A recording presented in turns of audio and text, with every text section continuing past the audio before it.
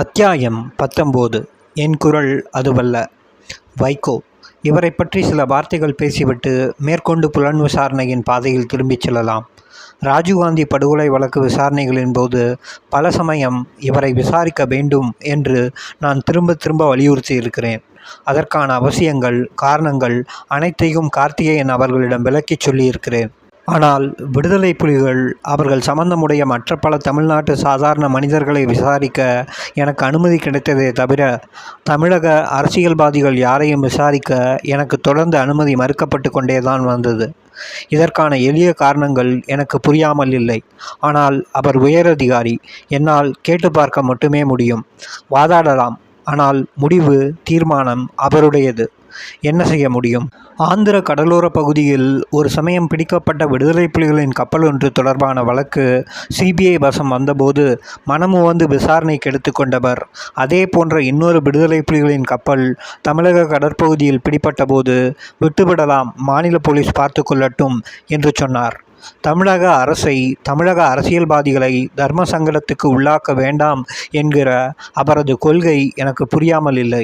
ஆனால் முடிவெடுக்க வேண்டிய ஒரு அதிகாரி இப்படி இருந்தால் என்னை போன்ற இடைநிலை அதிகாரிகளுக்கு ஏற்பட்ட மன உளைச்சல்கள் மிக அதிகம். அது ஒரு புறம் இருக்க, வைகோவுக்கும் விடுதலை புலிகளுக்குமான தொடர்பு குறித்து புதிதாக நாம் தெரிந்து கொள்ள எதுவும் இல்லை. அவர் தீவிர புலி ஆதரவாளர். இதனை அவர் மறைத்ததும் இல்லை. ஆனால் ராஜீவ் படுகொலை சமயம் நடந்த சில சம்பவங்கள், கிடைத்த சில ஆதாரங்கள் அவரை விசாரிக்க வேண்டும் என்கிற எண்ணத்தை எனக்குள் வலுவாக உண்டாக்கின. முதலாவது, நான் முன்னர் விசாரித்த கொடுங்கையூர் வீட்டுக்கு வெள்ளை உடை மனிதர் ஒருவர் வந்து போன சம்பவம். சீனிவாஸ் ஐயா என்று சின்னசாந்தன் சொன்னாலும் சிபிஐ விசாரணையில் அந்த நபர் வைகோவின் தம்பி ரவிச்சந்திரன் தான் என்று சற்று வலுவாகவே தெரிந்தது. தக்க ஆதாரங்கள் இல்லாமல் நான் அவரை விசாரிக்க அனுமதி கேட்கவில்லை. அடுத்த சிஎம் வைகோதான் என்று அவரும் சிவராசனும் பேசிக்கொண்டதை சின்னசாந்தன் எங்களிடம் சொல்லியிருந்தார். அது மட்டுமல்லாமல் 21ஆம் தேதி வைகோ ஸ்ரீபெரும்புதூருக்கு செல்ல வேண்டாம் என்று அறிவுறுத்தப்பட்டதாகவும் தெரிந்தது. அவர் மூலம் கருணாநிதிக்கும் இந்த அறிவுறுத்தல் சென்றதாகவும் தெரிந்தது. பிரபாகரனுக்கு வைகோவை பிடிக்கும், மிகவும் பிடிக்கும், இதில் சந்தேகமில்லை. ஆனால் பிரபாகரனுக்கு திமுக தலைவர் கருணாநிதியை பிடிக்காது, இதிலும் சந்தேகமில்லை. விடுதலை புலிகள் நீங்களான பிற இலங்கை தமிழ் இயக்கங்களுக்கு கருணாநிதி உதவி செய்தது, புலிகள் அமைப்புக்கு எம்ஜிஆர் 5 லட்சம் ரூபாய் உதவி செய்தபோது இவர் 10,000 ரூபாய் கொடுத்தது, பிரபாகரன் அதை திருப்பி அனுப்பியது, அந்த காலகட்டங்களில் இருந்தே ஆரம்பித்தது அது. வைகோ ஒரு திமுக உறுப்பினராக இருந்ததில் பிரபாகரனுக்கு எவ்வித மனசங்கடமும் இருக்கவில்லை. ஒரு நண்பர் என்கிற அளவில் வைகோவை அவர் மிகவும் மதித்தார். அதே சமயம் வைகோ எதற்கெடுத்தாலும் எங்க தலைவர் என்று கருணாநிதியை குறிப்பிட்டு பேசும்போது எல்லாம் அவர் இருக்கட்டும், நீங்க சொல்லுங்க என்று பேச்சை மாற்றவே பிரபாகரன் விரும்பியிருக்கிறார். இதனை ஆதாரபூர்வமாக நாங்கள் ஒளிப்படமாகவே பார்த்திருக்கிறோம். இலங்கையில் விடுதலை புலிகள் தளத்துக்கு வைகோ சென்றிருந்த சமயம் நினைவிருக்கிறதா? கள்ளப்படகேறி சென்று 2 மாத காலம் ஈழத்தில் சுற்றுப்பயணம் மேற்கொண்டு திரும்பியதை தமிழகம் மறக்காது. ஈழம் செல்வதற்கு அவரிடம் விசா கிடையாது. பின்னாளில் இது பற்றி விசாரணை ஒன்று வந்தபோது இலங்கை அரசு யாருக்கு விசா கொடுத்திருக்கிறது என்று கேட்டு அதை ஒன்றுமில்லாமல் செய்துவிட்டார்கள். அப்படி அவர் விடுதலை புலிகளின் காட்டுக்கு சென்று பிரபாகரனையும் பிற புலி தலைவர்களையும் சந்தித்து பேசிய சமயம் எடுக்கப்பட்ட மிக நீண்ட வீடியோ ஒன்று உண்டு. சிபிஐ வசம் அந்த வீடியோ பிரதி ஒன்று இருந்தது. அனைவரும் அதை பார்த்திருக்கிறோம். பின்னாட்களில் அதே வீடியோ எடிட் செய்யப்பட்டு புலிகளின் குகையில் என்ற தலைப்பில் தமிழகத்தில் பேபி சுப்பிரமணியம் மூலம் விநியோகிக்கப்பட்டது. ஆனால் அந்த எடிட் செய்யப்பட்ட பிரதியில் உரையாடல்கள் எதுவும் இருக்காது. தமிழகத்தில் அத்தனை அரசியல்வாதிகளுக்கிடையே வைகோவை மட்டுமே பிரபாகரன் முழுமையாக நம்பினார், நட்பு கொண்டார் என்பதில் எங்களுக்கு எந்த சந்தேகமும் இல்லை. அப்படிப்பட்ட நிலையில் தமிழ் மண்ணில் அவர் செய்ய உத்தேசித்திருந்த ஒரு மிகப்பெரிய நாசகார செயல் பற்றி வைகோவுக்கு சற்றும் தெரியாது இருக்குமா? சரி, தெரியாது, அப்படியே வைத்துக்கொள்வோம். ஆனால் கொடுங்கையூரில் சிவராசனை சந்தித்துவிட்டு அந்த உயரமான வெள்ளை உடை மனிதர் திரும்பச் சென்ற பிறகு திடீரென்று முன்னறிவிப்பின்றி 21ஆம் தேதி ஸ்ரீபெரும்புதூரில் நடக்கவிருந்த திமுக தேர்தல் பிரச்சார கூட்டத்தை கருணாநிதி ரத்து செய்த பின்னணி என்ன? ஏற்கனவே இம்மாதிரி கூட்டங்கள் ரத்தானதற்கு வரலாறு உண்டு என்று கருணாநிதி பிறகு சொன்னார். அவரது அந்த அறிவிப்பு வந்த பிறகு பழைய ரெக்கார்ட்களை நான் எடுத்து புரட்டி பார்த்தேன். அப்படி ஒரு நாள் முன்கூட்டியே அறிவிப்பு கூட இல்லாமல் எந்த தேர்தல் பொதுக்கூட்டத்தையும் அவர் ரத்து செய்ததாக தெரியவில்லை. ஒரு தேசிய தலைவர் வருகிற நாளில் போட்டியாக நாம் எதற்கு இன்னொரு கூட்டத்தை நடத்த வேண்டும் என்று அவர் கருதியிருக்கலாம். அதனாலும் ரத்து செய்திருக்கலாம். அல்லது வாழப்பாடி ராமமூர்த்தி கவலைப்பட்டது போல அசம்பாவிதங்கள் எதுவும் நடக்கவிருப்பதற்காகவும் அத்தனை செய்திருக்கலாம். உடல்நிலை முதற்கொண்டு எத்தனையோ நியாயமான காரணங்கள் அவருக்கு இருந்திருக்கக்கூடும். ஆனால் புலிகளின் அக்கறை வைகோவாக மட்டுமே இருந்திருந்தாலும் வைகோவுக்கு தமது தலைவர் கருணாநிதியின் மீது அக்கறை இருந்திருக்கும் அல்லவா? விஷயத்தை சொல்லாவிட்டால் நிகழ்ச்சியை ரத்து செய்வது அவர் வேறு ஏதேனும் சொல்லி ஏற்பாடு செய்திருப்பார் அல்லவா? நிகழ்ச்சி ரத்தானதே கூட இங்கு ஒரு பொருட்டல்ல. வைகோவுக்கு ராஜீவ் கொலை முன்கூட்டியே தெரியுமா தெரியாதா என்பதுதான். தமிழ்நாட்டு அரசியல்வாதிகள் யாருடைய உதவியும் இல்லாமல், தமிழ்நாட்டு மக்கள் யாருக்கும் தெரியாமல் இந்த காரியத்தை செய்து முடிக்க வேண்டும் என்பதுதான் பிரபாகரனின் உத்தரவு. ஆனால் தன் விருப்பமாகவே வைகோ சிவராசன் குழுவினருக்கு உதவி செய்தார் என்று எனக்கு விசாரணையில் தகவல் வந்தன. அதனால்தான் அவரை விசாரிக்க மிகவும் விரும்பினேன். ஆனால் அந்த வாய்ப்பு வேறொரு அதிகாரிக்கே வழங்கப்பட்டது. அதன் விளைவு ஒரு சாட்சியாக வைகோவை ராஜீவ் கொலை வழக்கில் சேர்க்க நேர்ந்தது. இதன் பின்னணி ராஜீவ் கொலை சம்பவத்துக்கு 4 வருடங்களுக்கு முந்தையது.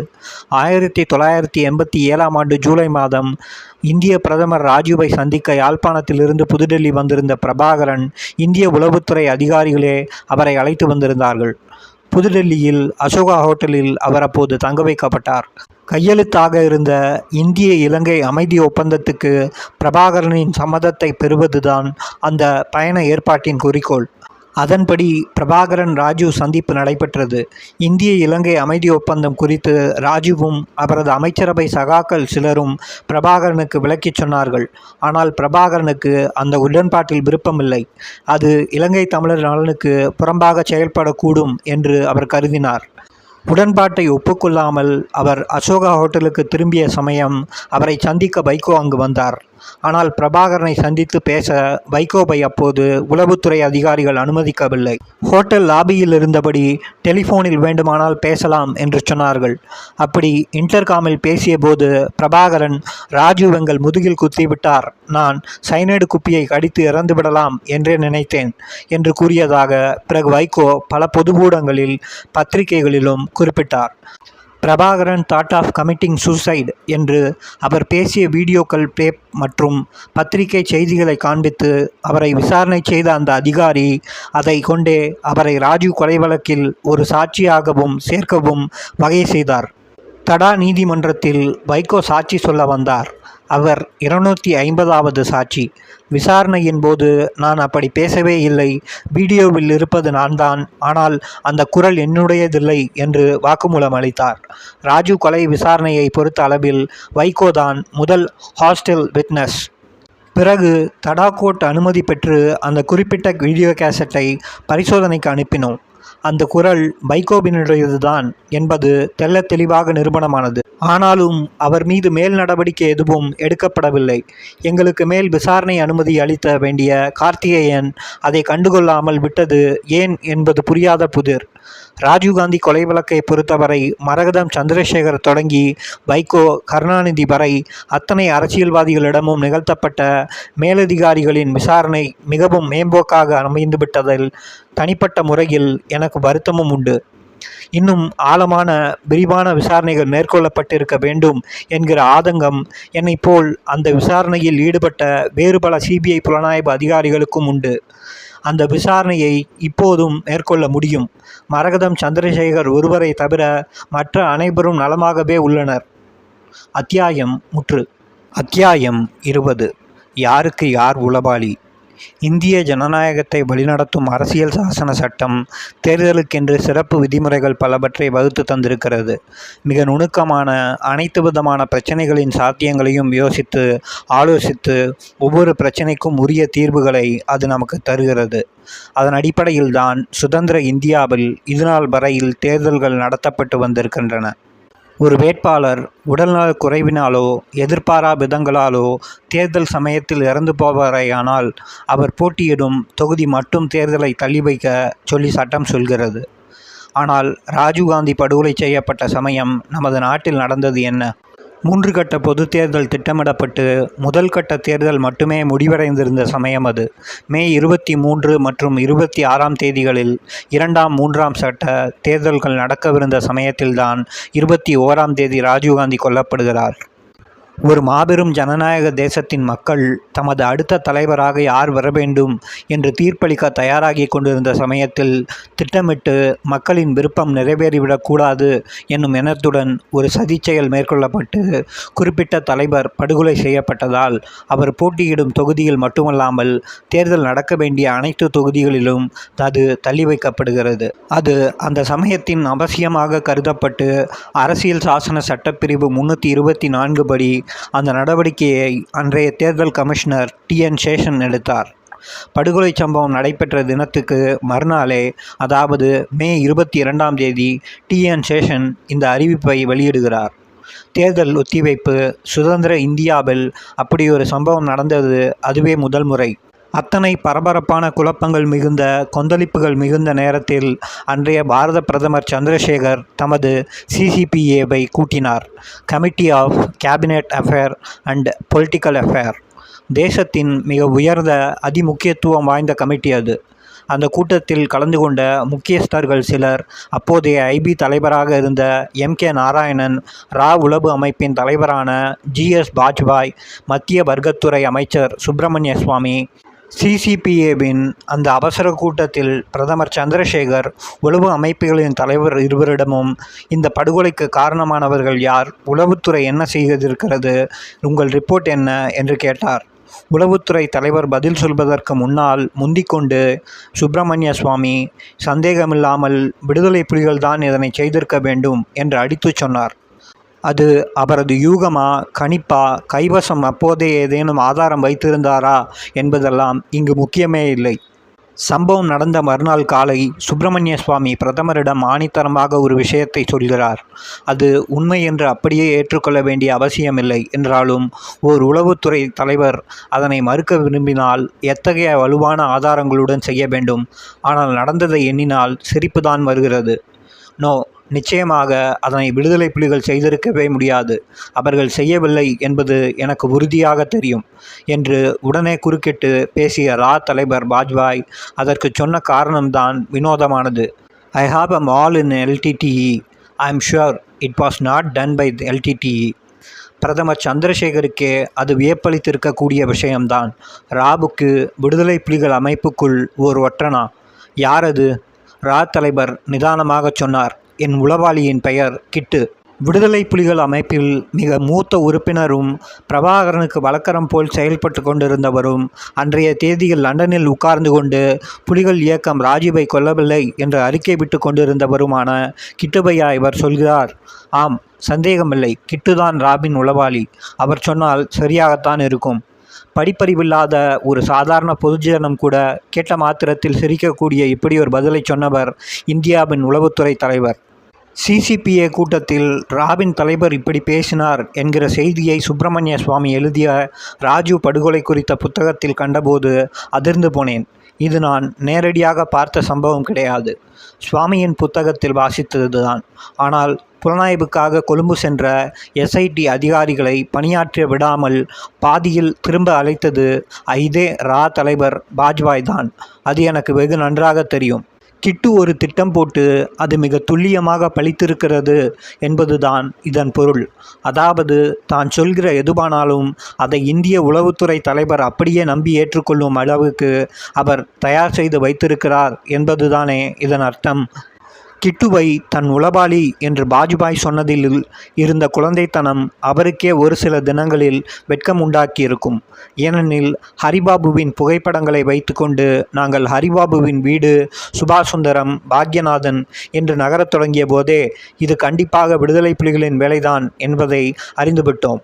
இறுதியில் சிவராசனின் தற்கொலை வரை மிக நீண்ட தேடுதல் வேட்டை மற்றும் புலன் விசாரணைகளின் பலனாக கிடைத்த ஆதாரங்களை அடுக்கிய போது இந்திய உளவுத்துறையின் லட்சணம் என்ன என்பது வெட்க வெளிச்சமாகி போனது.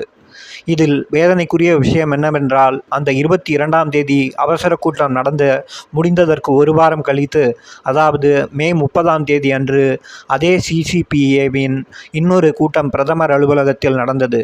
இடைப்பட்ட நாட்களுக்குள்ளாகவே சிபிஐக்கு விடுதலை புலிகள் மீது சந்தேகம் எழுந்து சிறப்பு புலனாய்வு குழுவின் தலைவர் கார்த்திகேயன், சிபிஐயின் இயக்குனர் ராஜா விஜய்கரன், இன்னும் சில உயரதிகாரிகள் ஆதாரம் சேகரிக்க கொழும்பு புறப்பட்டு சென்றிருந்தார்கள்.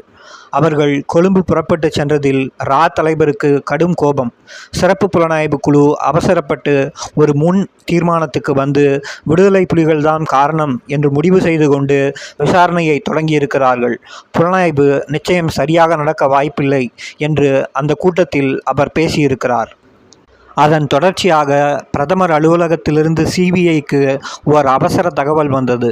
உடனே கொழும்பு சென்ற சிறப்பு புலனாய்வு குழு தலைவரும் சிபிஐ இயக்குனரும் டெல்லி திரும்ப வேண்டும் என்பதே அது.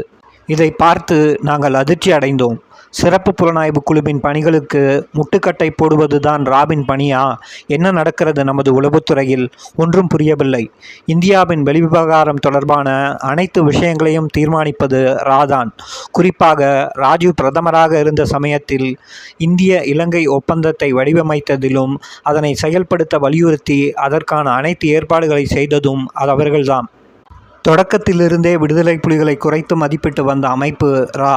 குறிப்பாக அதன் தலைவர் வாஜ்பாய். இந்திய அமைதிப்படை இலங்கையில் விடுதலை புலிகளுடன் யுத்தம் புரிய வேண்டிய அவசியம் ஏற்பட்டபோது அது பாய்ஸ் ஆர்மி தான் சார், 72 மணி நேரம் போதும், மொத்தமாக தீர்த்து விடலாம் என்று சொன்னவர்தான் அவர். ஆனால் நடந்தது என்னவென்று அனைவருக்கும் தெரியும். 72 மணி நேரம் அல்ல, 720 நாட்கள் போராடியும் தோற்றுதான் திரும்ப வேண்டியிருந்தது. இதனால் நமக்கு எத்தனை இழப்பு, அவமானம், கஷ்டங்கள், கெட்ட பெயர். ஓர் உளவு அமைப்பு பொறுப்பாக இயங்கவில்லை என்றால் நாட்டை ஆள்பவர்களுக்கு எப்படிப்பட்ட பேரபாயங்கள் எல்லாம் வரும் என்பதற்கு ஐபிகேஎஃப் நடவடிக்கைகளின் தொடர்ச்சியாக நடந்த ராஜீவ்காந்தி படுகொலை வரை நீண்ட சம்பவங்கள் சிறந்த உதாரணம். கொலை செய்தது விடுதலை புலிகள் அல்ல என்ற ரா தலைவரின் தடாலடி கணிப்புடன் ஒப்பிட்டால் ஐபி தலைவர் MK நாராயணன் விசாரித்து கொண்டிருக்கிறோம், விரைவில் சொல்லிவிடுகிறேன் என்று நழுவியதே தேவலாம் என்று தோன்றிவிடும். இந்த இரண்டு அமைப்புகளாலும் இந்த விஷயத்தில் இறுதி வரை சரியான தகவல்களை தர முடியவில்லை என்பதுதான் இங்கே குறிப்பிட வேண்டியது. 24/5/93 அன்றே ஹரிபாபுவின் படங்கள் எங்களுக்கு கிடைத்து நாங்கள் விடுதலை புலிகளை வட்டமிட்டு செயல்பட ஆரம்பித்துவிட்ட பிறகும் 30ஆம் தேதி அன்று கூட ராபின் தலைவர் விடுதலை புலிகள் அல்ல என்று அபத்தமாக சொல்லிக் கொண்டிருந்ததை இப்போது நினைத்தாலும் கஷ்டமாகத்தான் இருக்கிறது. அத்தியாயம் முற்று.